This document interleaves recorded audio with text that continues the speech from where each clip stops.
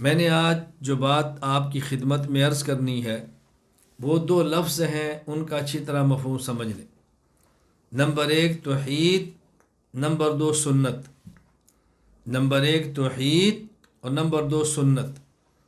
اللہ کی ذات پر ایمان لانا، اللہ کی ذات کو ماننا جیسے ماننا چاہیے، اللہ تعالیٰ کے اسماء اور ناموں کو ماننا جیسے ماننا چاہیے، اور اللہ تعالیٰ کی صفات کو ماننا جیسے ان کی صفات کو ماننا چاہیے۔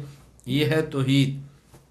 اللہ تعالیٰ کی ذات میں کسی کو شریک نہ کیا جائے، اللہ تعالیٰ کے مبارک ناموں میں جو مخصوص ان کے ساتھ ہے اس میں کسی کو شریک نہ کیا جائے، اللہ تعالیٰ کی صفات جو اللہ کے ساتھ خاص ہیں اس میں اللہ کے ساتھ کسی کو شریک نہ کیا جائے، یہ ہے توحید۔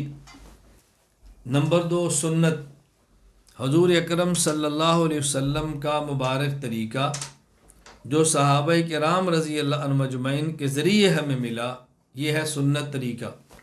ہم نے سنت طریقہ کو اختیار کرنا ہے۔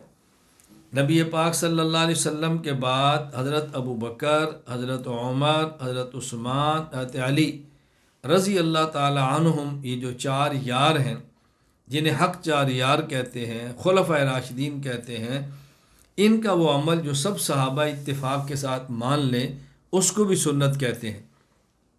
تو نمبر ایک توحید، نمبر دو سنت۔ توحید و سنت یہ دو لفظ میں نے آپ کی خدمت میں پیش کیے ہیں، اور میں آج کے وقت میں مختصر وقت میں اسی پر بات کرنا چاہتا ہوں۔ دیکھیں، جہاں تک تعلق توحید کا ہے، اس کے مقابلہ میں ہے شرک۔ اللہ کی ذات یا اللہ کی صفات میں کسی اور کو شریک کرنا، یہ شرک ہے، اور اللہ تعالیٰ کو اس کی ذات اور صفات میں اکیلا ماننا، یہ توحید ہے۔